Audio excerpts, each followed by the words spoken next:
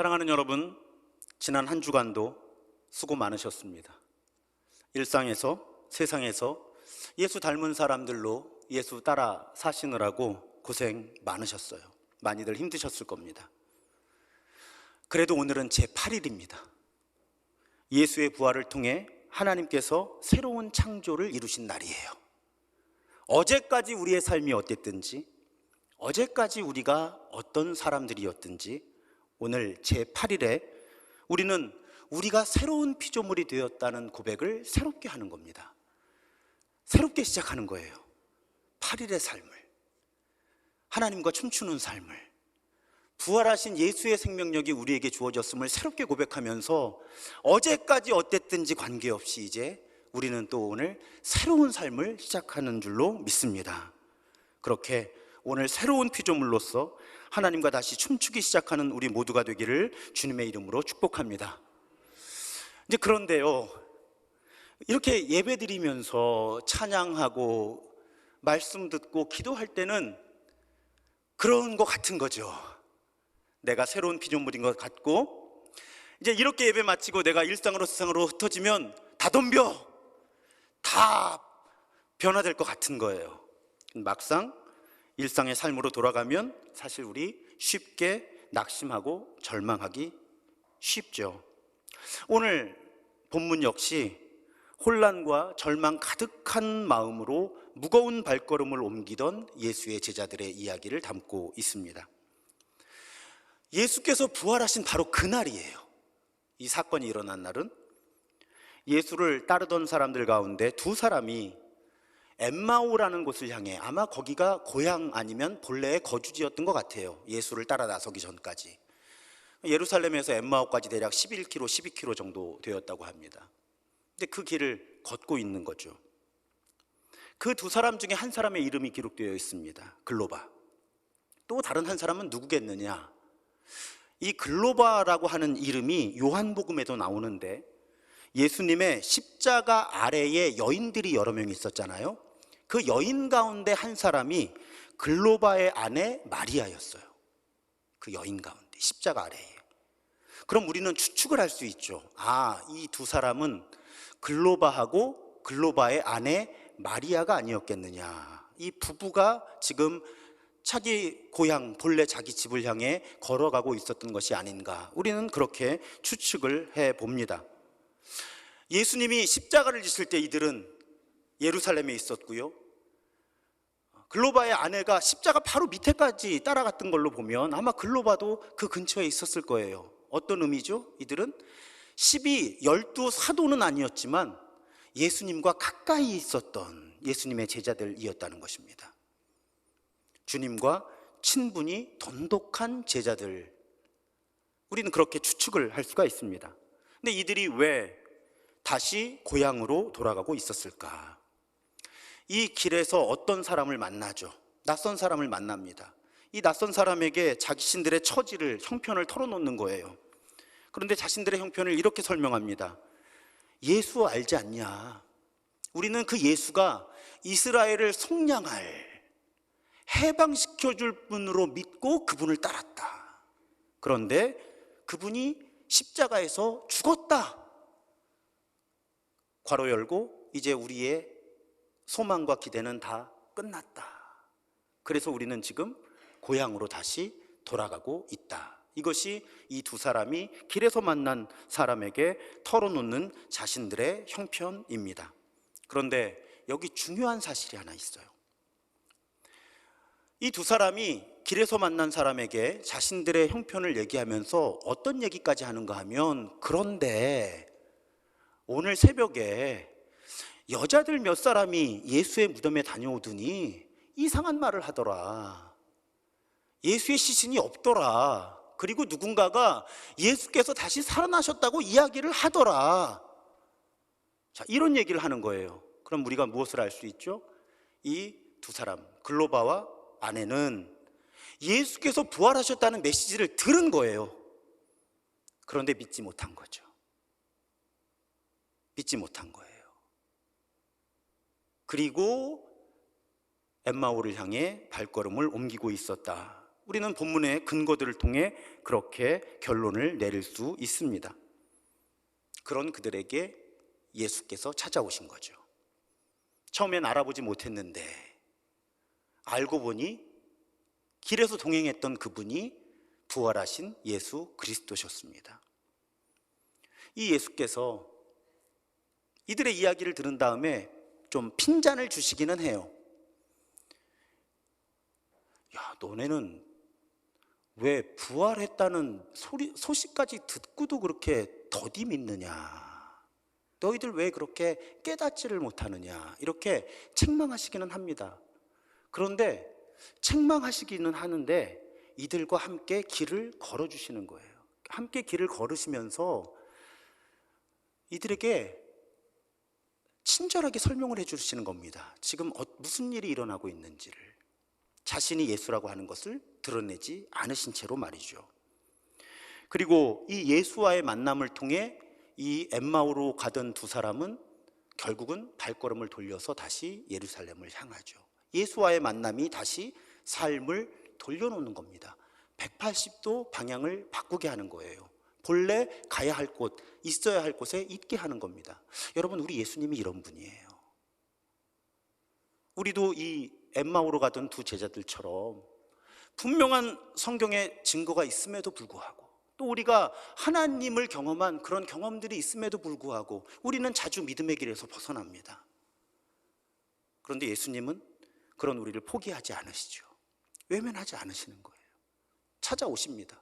물론 가끔 핀잔은 주세요. 그런데 핀잔만 주시지 우리를 버리시지 않는 거예요. 외면하시지 않는 거예요. 떠나시지 않는 거예요. 그냥 우리 곁에서 우리와 함께 인생의 발걸음을 걸어주시는 거죠. 그러면서 친절하게 우리가 깨달아야만 할 것들을 알려주시는, 우리 주님이 이렇게 나이스한 분이에요. 이렇게 친절한 분입니다.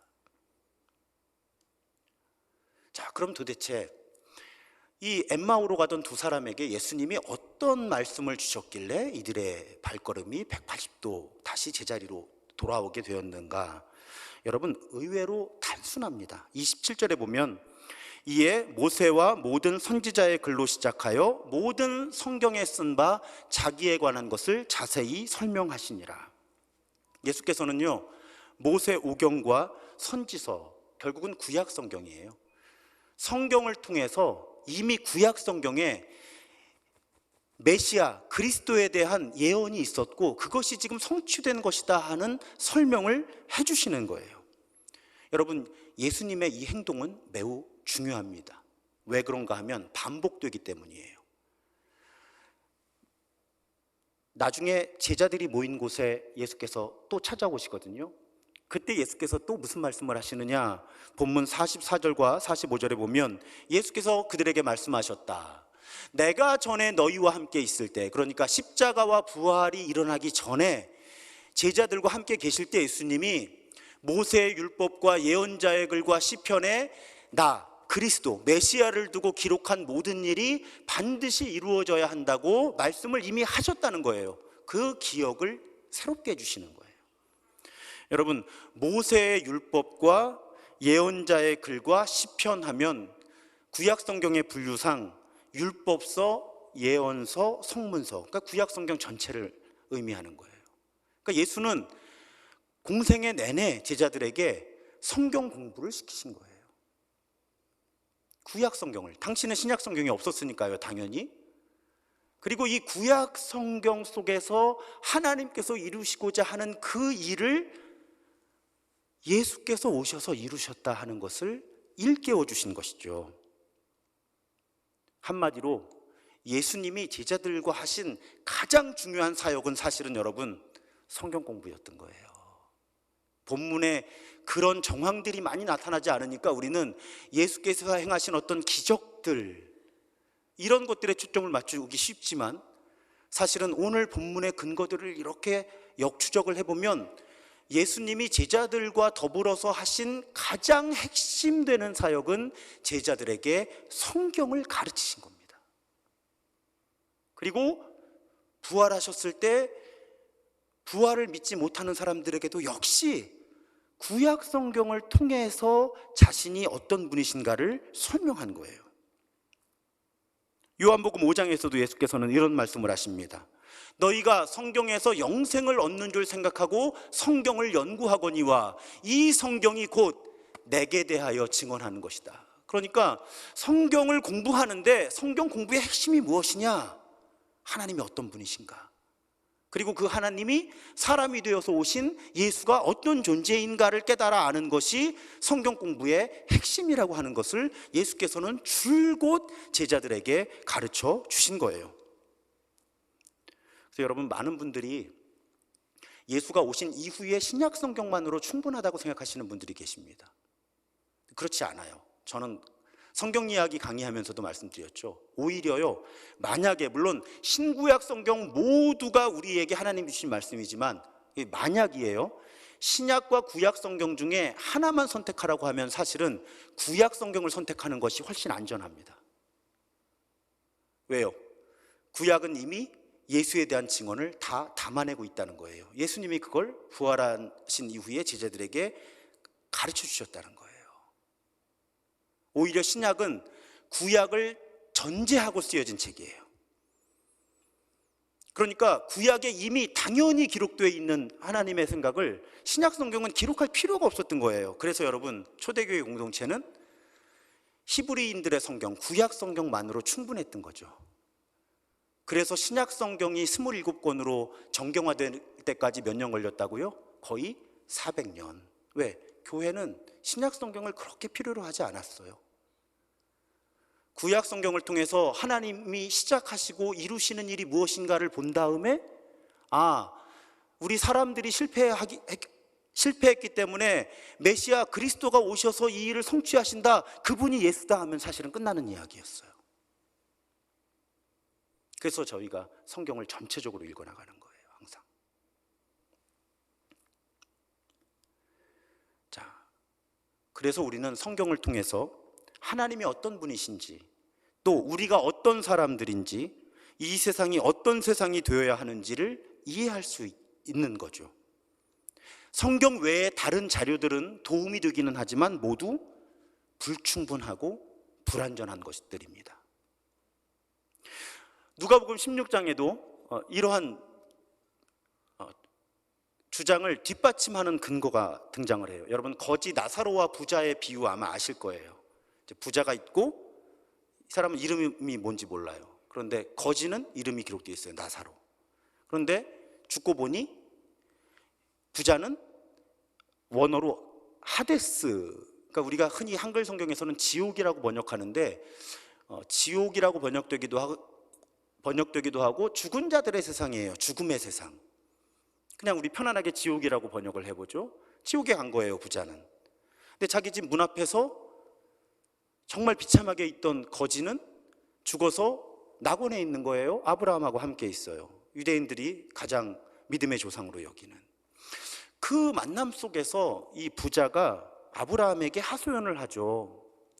내 형제들이 있는데 부디 이미 죽은 저 나사로를 다시 좀 살아나게 해서 내 형제들한테 가서 이 하데스가 존재한다는 것, 너희들 지금처럼 살면 지옥 간다는 걸 좀 알려주도록 제발 내 형제들, 내 가족들이 이 하데스에 오지 않도록 이 좀 죽은 사람 하나 좀 다시 보내서 우리 형제들에게 좀 경고를 하게 해주십시오. 이렇게 이 부자가 아브라함에게 요청하는 거예요.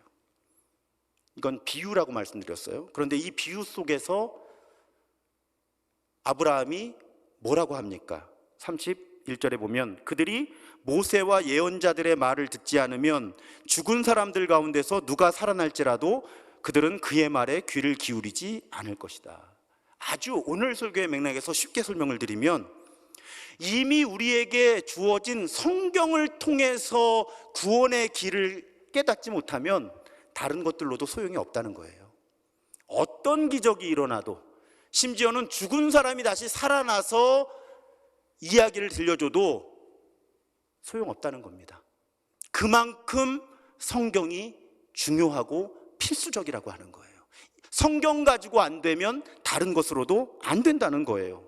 그래서 여러분, 우리가 크리스천이라면, 그리스도인이라면 가장 중요하게 여겨야 하는 은총의 수단, 계시의 통로는 바로 성경이에요. 성경입니다. 제가 가끔 그런 경험을 해요. 이 카페에 가면 이제 커피를 주문하잖아요. 근데 이제 제 앞에 있던 분들 중에 이렇게 주문하는 분들이 계세요. 실제 경험이에요. 저는요, 따뜻한 아이스 아메리카노 한 잔이요, 이렇게 주문하는 거예요. 자, 뭐가 문제인지 깨닫지 못하는 분들이 여러 분 계십니다.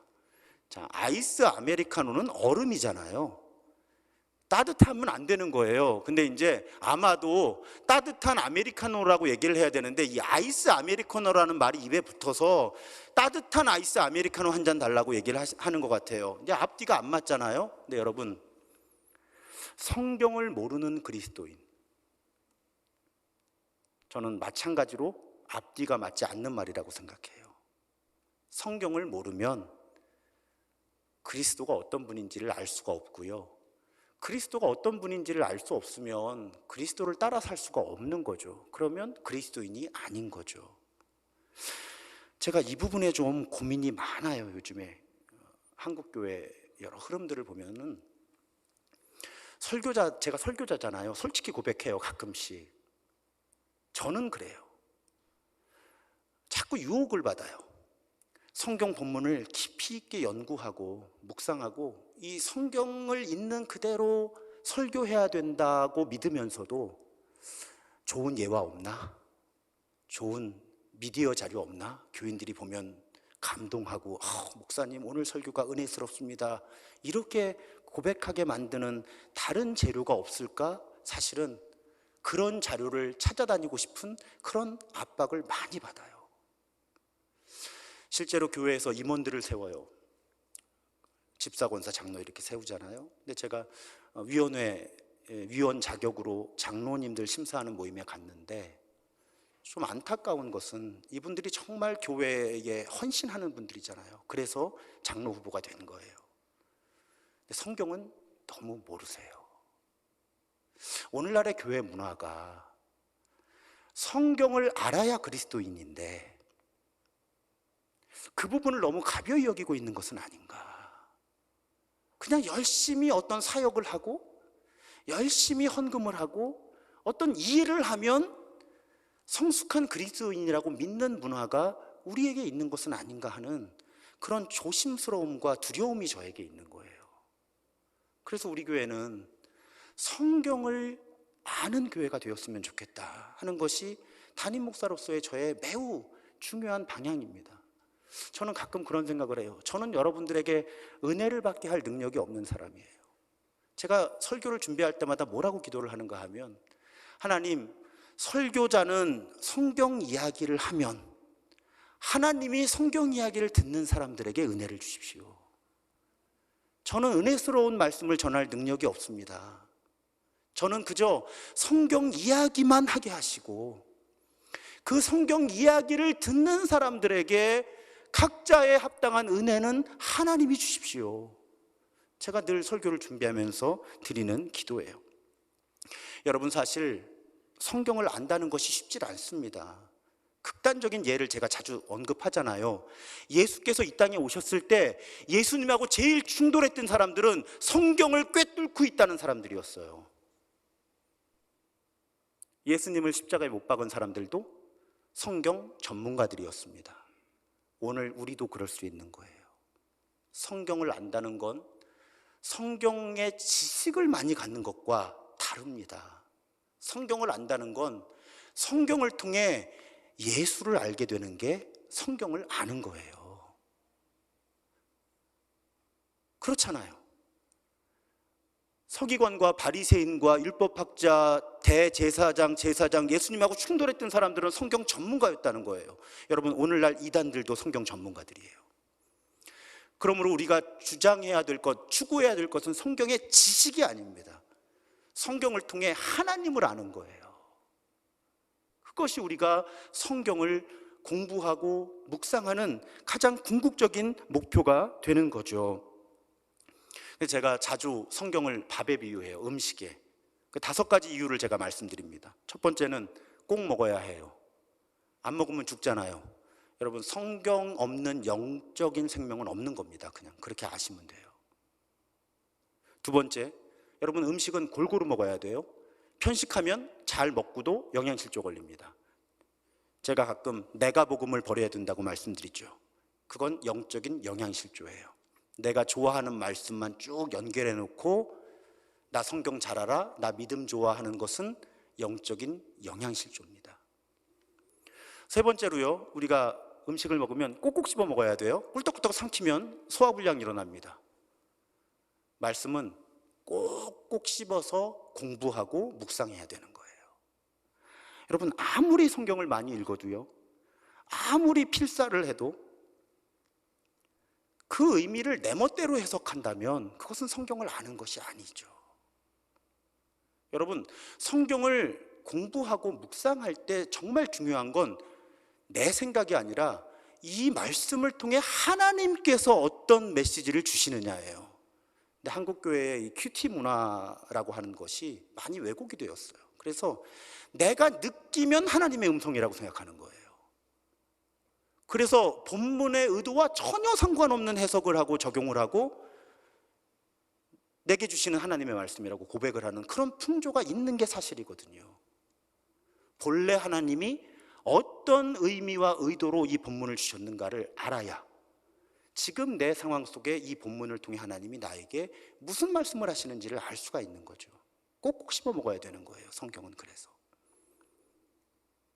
자, 꼭 먹어야 되고요, 골고루 먹어야 되고요, 꼭꼭 씹어 먹어야 되고, 두 가지 남았습니다. 하나는 규칙적으로 먹어야 돼요. 가끔은 점심에 많이 먹으면 저녁을 굶기도 하지만 몸에 좋지 않죠. 성경은 꾸준히 먹어야 되는 거예요. 마지막, 먹었으면 운동해야 됩니다. 우리 좋은 거 많이 먹고 운동 안 하면 비만이죠. 이건 건강이 아니잖아요. 성경 공부 죽자고 하고 말씀대로 살지 않으면 영적 비만이에요. 이건 병입니다. 우리 교회에 이런 분은 안 계셔서 자신 있게 말씀드리는데 그러면 안 돼요. 말씀을 안다면 말씀을 살아야 되는 거죠. 그래서 성경은 음식하고 비슷한 겁니다. 꼭 먹어야 되고요, 골고루 먹어야 되고요, 꼭꼭 씹어 먹어야 되고요, 그리고 규칙적으로 먹어야 되고요, 먹었으면 움직여야 되는 거예요.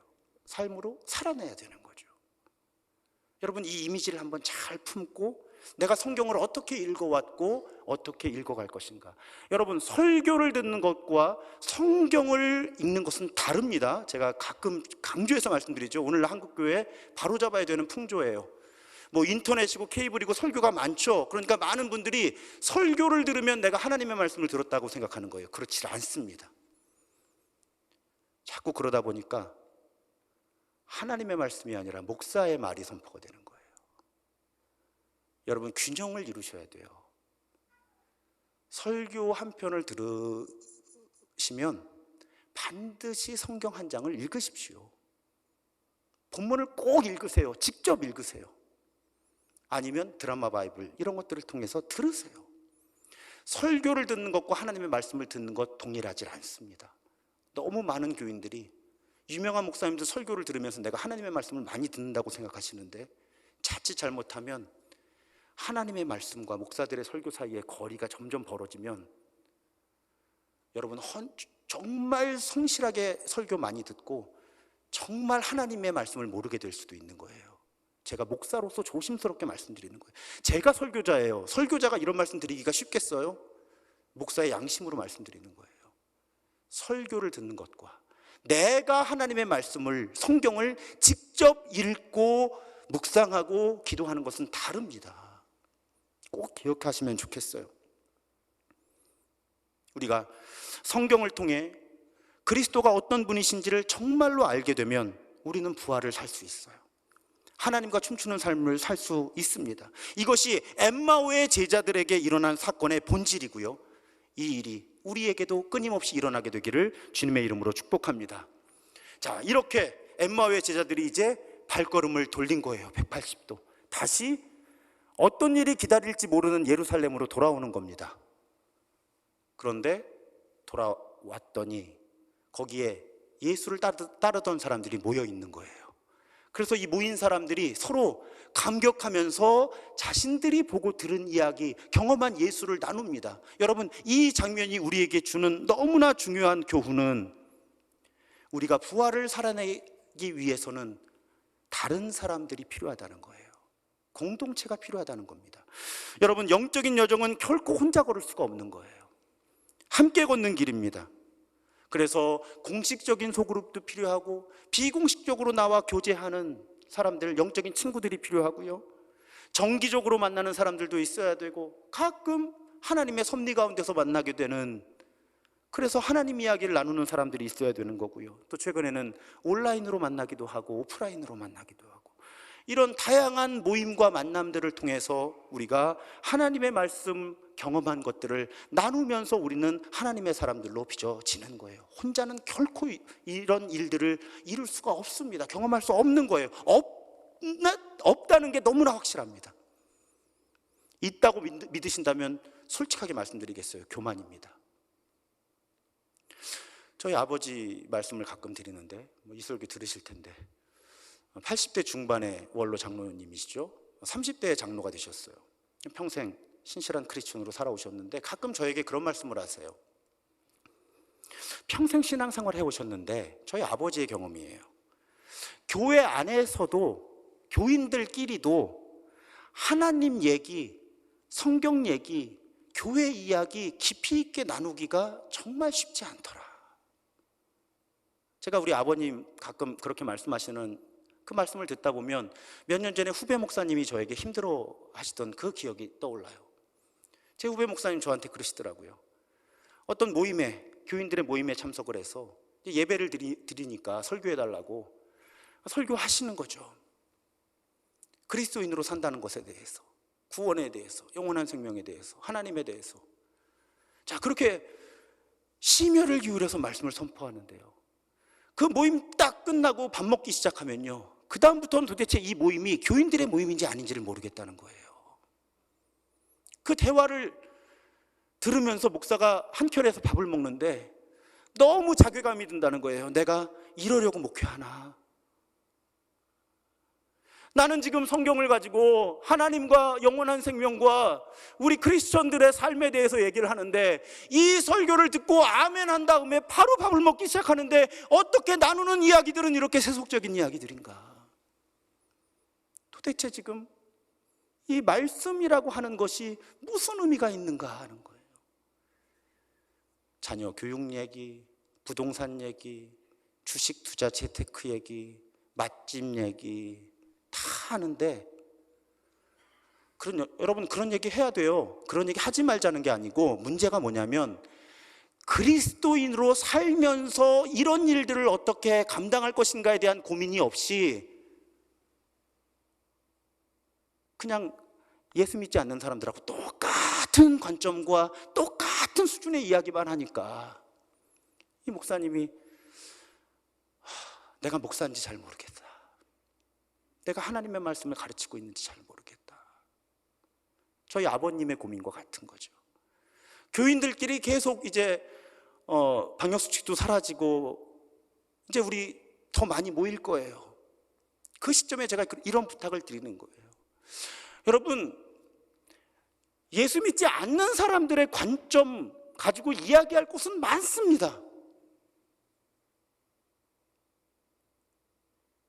그리스도인으로서의 이야기를 나눌 곳이 없는 거예요. 우리가 그런 공동체들, 그런 모임들, 그런 만남들을 만들어내지 못하면요, 사람들은 교회 올 이유가 없는 거예요. 같이 운동할 사람이 없어요, 교회 밖에? 같이 맛있는 거 먹으러 다닐 사람들이 교회 밖에 없어요? 교회 밖에 다 있어요. 교회에는 뭐가 있어요? 하나님 이야기가 있는 거예요. 다른 걸로 사람들 만나고 모이게 하는 거 안 됩니다. 교회가 힘이 없어져요. 그러면 누군가가 교회를 온다면 그 사람은 하나님이 필요해서 오는 거고요, 하나님 믿는 사람들의 모임이 필요해서 오는 거예요. 다른 것 때문에 오는 사람들은 어차피 떠납니다. 교회는 정체성이 분명해야 돼요. 제 목회하면서 이런 경험 많이 했어요. 소그룹을 짜줬어요. 어떤 소그룹은 안 모여. 재미없다고. 어떤 소그룹은 너무너무 잘 모이는 거야. 다른 소그룹 사람들까지 가 보니까 여기 소그룹 리더가 맛집 투어를 하는 거예요, 주일마다. 근데 제가 그랬어요. 오래 못 갈 겁니다. 아니나 다를까 6개월 지나니까 이 소그룹 리더가 다른 소그룹 리더들 찾아다니는 거예요. 여러분, 맛집 투어할 사람들이 없어서 교회를 와요? 예배를 드려요? 아니에요. 처음에는 조금 흥미로웠는지 모르지만 나중에는 내가 왜 교회를 오지? 이렇게 되는 거예요. 우직하게 교회답게 그리스도인들의 공동체답게 움직여가는 그런 모임을 하나님은 사용하시는 거예요. 오늘날 한국교회가 뭐가 부족해서 이렇게 1년에 50만 명씩 떠날까요? 하나님 이야기가 없는 거예요. 하나님 이야기를 하는 모임이 너무 적은 거예요. 그러면 사람들은 교회에 올 이유가 없잖아요. 여러분, 제가 여기서 지금 다른 강의를 하면 왜 여기를 오시겠어요? 유튜브에 얼마나 좋은 강의가 많은데. 교회는 하나님 이야기, 성경 이야기, 그리고 뒷담화 말고 정말 교회가 어떤 곳인가를 말하는 곳이 되어야 되는 거죠. 2명이 만나든 10명이 모이든 교회에서의 대화는, 여러분 아까 분명히 말씀드렸어요. 자녀 교육 얘기도 하시고요, 건강 상담도 하시고요, 맛집 얘기도 하시고요, 뭐 부동산 얘기도 하시고요, 주식 투자 얘기 다 하세요. 그런데 전제가 있어요. 그리스도인으로서 어떻게 할 것인가. 그래서 제가 우리 교회의 모든 모임과 대화는 말씀과 삶이 부딪혀야 된다고 계속 말씀드리잖아요. 성경 이야기만 해서도 안 돼요. 그럼 의미를 못 찾아요. 세상 사는 얘기만 하는 것도 의미가 없어요. 이 두 가지가 같이 부딪혀야 되는 거예요. 내가 말씀을 배웠어요. 살아보는 거예요. 그럼 기쁠 때도 있고 슬플 때도 있고 힘들 때도 있고 성취처럼 느껴질 때도 있고 좌절할 때도 있고 그 이야기들을 서로 나누는 거예요. 그럴 때 그 이야기들 가운데 하나님의 영이 역사하셔서 우리를 더 나은 크리스찬들로 빚어가시는 거죠. 우리 교회를 교회다운 교회로 만들어 가시는 거예요. 우리 교회 모든 구성원들은 이 의식을 가져야 돼요.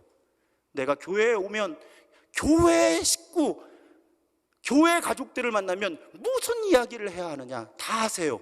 대신 말씀과 연결해서, 내가 그리스도인이라고 하는 그 고백과 연결해서, 그래야 우리가 교회예요. 안 그러면 친목단체죠.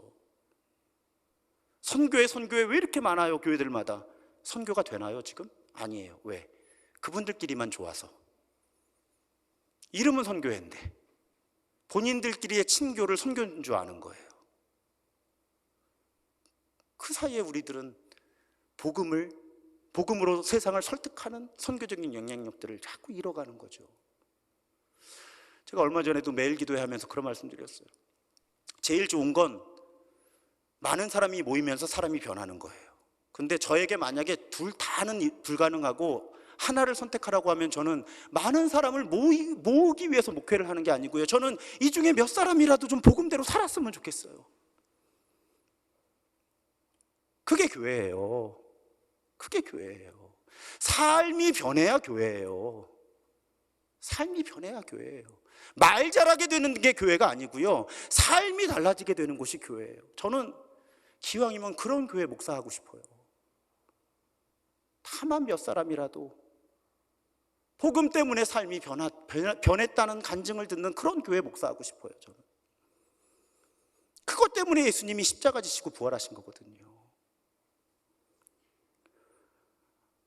사랑하는 여러분, 우리 살다 보면 힘들어서 주님께 하소연하잖아요. 주님, 어떻게 하면 이 문제를 넘어서겠습니까? 그러면 여러분, 사실은 주님은 단순하게 대답하세요. 성경 읽어라. 기왕이면 다른 사람들하고 함께 읽어라. 여러분, 자꾸 다른 거 추구하지 말고요, 제가 목사로 살아보니까 그래요.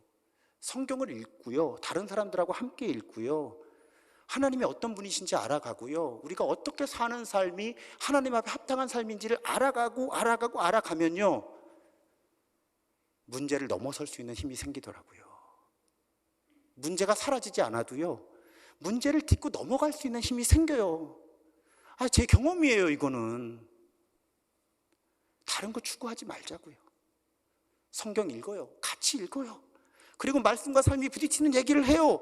그러다 보면 우리들의 영적 체질이 좋아지는 거예요. 그러면 똑같은 문제인데도 넘어설 수 있게 되는 거죠. 맨날 나약하게 하나님 문제가 사라지게 해주세요. 문제는 안 사라져요. 대부분 하나 사라지면 또 와요. 이건 답이 안 돼요. 우리가 함께 성경을 읽어가면서 하나님을 알아가면 문제가 그대로 있거나 더 큰 문제가 와도 넘어설 수 있게 되는 거죠. 우리는 그런 사람들이, 그런 그리스도인들이 되어야 되고 그런 교회가 되어야 할 줄로 믿습니다. 오늘 이 엠마오의 제자들이 하는 말이 계속 귓전에 울려요. 길에서 우리에게 말씀하시고 우리에게 성경을 풀어주실 때에 우리 속에서 마음이 뜨겁지 아니하더냐. 여러분, 이 고백이 우리의 고백이 되기를 주님의 이름으로 축복합니다.